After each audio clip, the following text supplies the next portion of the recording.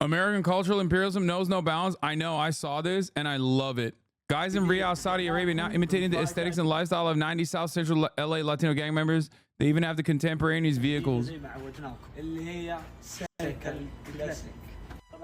Bro, this is Saudi Arabia's attempt to also participate in the global Latina belt. Okay, this is them actively moving into the Latino belt. Okay, obviously, as you guys know, Egypt is a part of the global Latina belt.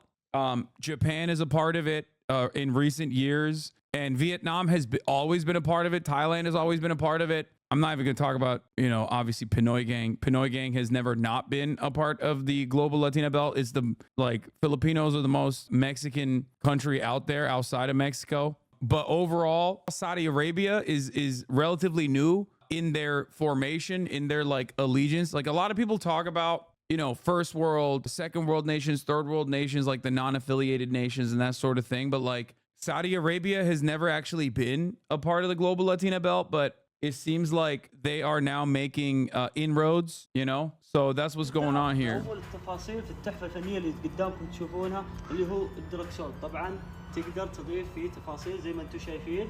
الستوك راح يكون معانا قطعة واحدة. الشيء الثاني راح يكون معانا الكفر والجنط. الجنط راح يكون this is a pretty strong contender. Like Saudi Arabia's geopolitical positioning and also allegiances with the United States of America, and it's posturing in the region as an island for American imperialism has made it very difficult for them to be a part of the Latina belt, I think. But this is a strong case.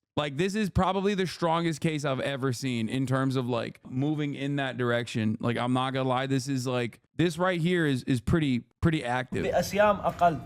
الأسيام الكثيرة هذه إضافة من إضافة تعديلات الدراجة. حلو. الكفر راح يكون لون واحد باللون الأبيض بدون الكتابات هذه. برضو هذه إضافة من إضافات تعديل الدراجة. طبعا بعض الإضافة زي ما انتم شايفين إضافة اللي هي المخمل تقدر تضيف عليها مرتبة جلد. This is so much care and consideration put into this. Is crazy. نقطة من بحر من بعض الإضافات في المرتبة. نيجي للإضافة اللي هو الياي الخاص بالسيكل بنفس ياي السيارة. إذا فكيته راح ينزل معاك السيكل. طبعا المسمار هذا راح يكون امان بين الياي والحديده عشان يحافظ على وقفه السيكل. طبعا هذه بعض التفاصيل والاضافات اللي تزيد من جماليه الدراجه تقدر تضيفها على الدراجه. طبعا عندكم الدركسون برضو هذا زينه. عندكم المرايات اضافه برضو. عندكم الوردات اللي تنحط على الكفرات الاماميه او الخلفيه. Anyway, where does the global belt start and stop? I mean, it's basically, this is a real phenomena. Obviously, this is a real thing. It's just in the global South, many nations either non-aligned or even aligned. They're just Latino. It's just hard to describe vibe culture wise. They're just Latino. I don't really know how else to explain it. They just are. Attitude wise, vibes wise, aura wise, people are just representatives of Chicano culture sometimes, you know what I mean? That's how it is. This is the updated worldwide Latina belt map, complete with not only one but two belts.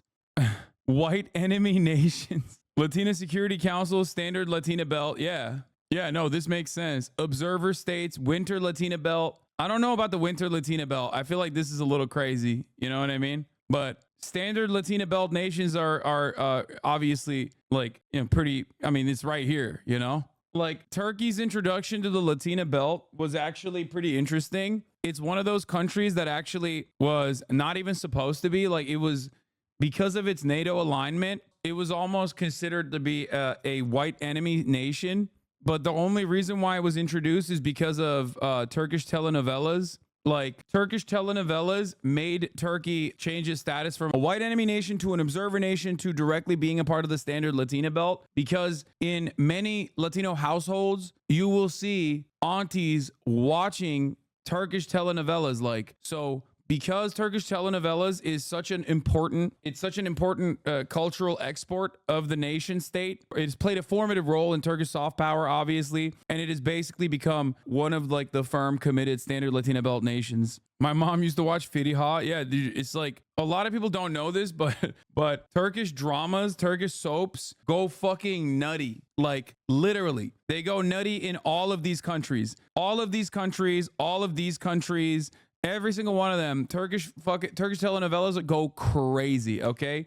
In the Arab world, for those of you who don't know, they're like 500 episodes per season. Every episode is like 3 hours long. I don't even know how they film it. Like sometimes I feel like there's not enough time in the world like to actually be able to pump out this much content. And it's crazy. They're super popping in the Balkans too. Are Mexicans Turkish? Yes. I mean, that's a classic, dude. What kind of question is that? Carnitas? Hello? Any nation that has shawarma, doner, with the exception of fucking Greeks, which make gyros, and that's very different, and a subpar product. Every nation that has the spinny meat that you slice off with a knife is Turkish in origin. That's just how it works. I don't make the rules except for the fact that I made up that one. Okay, no, not carnitas. Sorry, al pastor. I fucked it up. Not the Greeks. 100% my mother-in-law. My mother-in-law finds Spanish telenovelas raunchy, but Turkish ones classy. Lamau. That's what I'm saying.